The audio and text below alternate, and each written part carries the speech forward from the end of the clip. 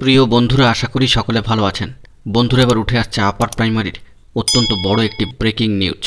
বন্ধুরা, অত্যন্ত বড় খবর, তাই ভিডিওটিকে কিন্তু অবশ্যই শেষ পর্যন্ত দেখার প্রয়োজনীয়তা রয়েছে।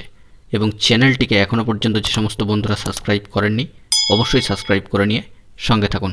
বন্ধুরা, এবার উঠে আসছে আপার প্রাইমারি বা উচ্চ প্রাথমিকের একটি গুরুত্বপূর্ণ খবর। সিট আপডেট, মামলার শুনানি, এছাড়াও যে আরও অন্যান্য আপার প্রাইমারি সংক্রান্ত খবর থাকতে পারে, সেই খবরই এবার কিন্তু এই ভিডিওতে আপনাদের সামনে তুলে ধরছি। তাই অবশ্যই ভিডিওটিকে শেষ পর্যন্ত দেখবেন এবং বন্ধুদের কাছে অনুরোধ, যারা চ্যানেলটিকে দেখছেন, ভিডিওগুলিকে দেখছেন কিন্তু চ্যানেলটি সাবস্ক্রাইব করছেন না, অবশ্যই সাবস্ক্রাইব করে নিয়ে আমাদের পাশে থাকুন। আমরা নিত্য নতুন আপডেটেড খবরগুলি অবশ্যই তুলে ধরব। চলুন আমরা সেই মূল আলোচনার মধ্যে প্রবেশ করি। বন্ধুরা, যে খবরটি বেরিয়ে আসছে, প্রাথমিকের শিক্ষক উচ্চ প্রাথমিকে পড়াতে চলে গেলে, অর্থাৎ আপার প্রাইমারি সেকশনে পড়াতে চলে গেলে শিক্ষক কমে যাচ্ছে দিনকে দিন।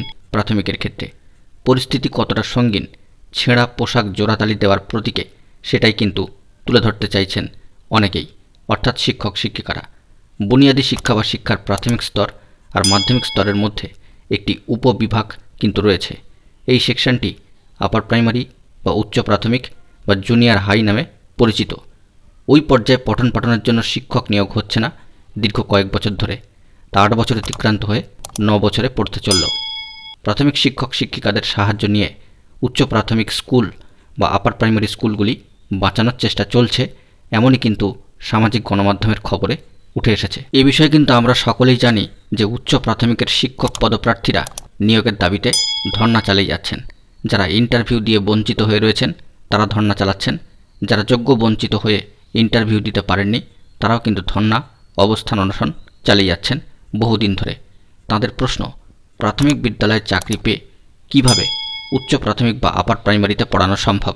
এই প্রসঙ্গে বন্ধুরা জানিয়ে রাখা দরকার, প্রাথমিকে নিযুক্ত কোনো শিক্ষক আইনত উচ্চ প্রাথমিকে পড়াতে পারেন না বা আপার প্রাইমারি সেকশনে পড়াতে পারেন না। তবে শিক্ষার স্বার্থে বা উচ্চ প্রাথমিক স্কুলগুলিকে বাঁচানোর তাগিদেই হয়তো তারা পড়াচ্ছেন।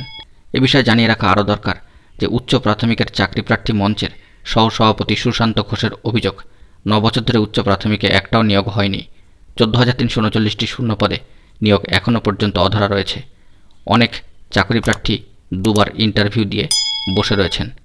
এসএসসি ও স্কুল সার্ভিস কমিশনের চেয়ারম্যান সাহেব সিদ্ধার্থ মজুমদার মহাশয় বলেছেন, এ বিষয়ে উচ্চ প্রাথমিকের মেধাতালিকা মহামান্য আদালতে পেশ করতে শুনানির জন্য তারিখ চেয়েছি। বন্ধুরা, এখন এটুকুই। সকলে ভালো থাকবেন এবং চ্যানেলটিকে অবশ্যই এখনই সাবস্ক্রাইব করে সঙ্গে থাকবেন। ধন্যবাদ।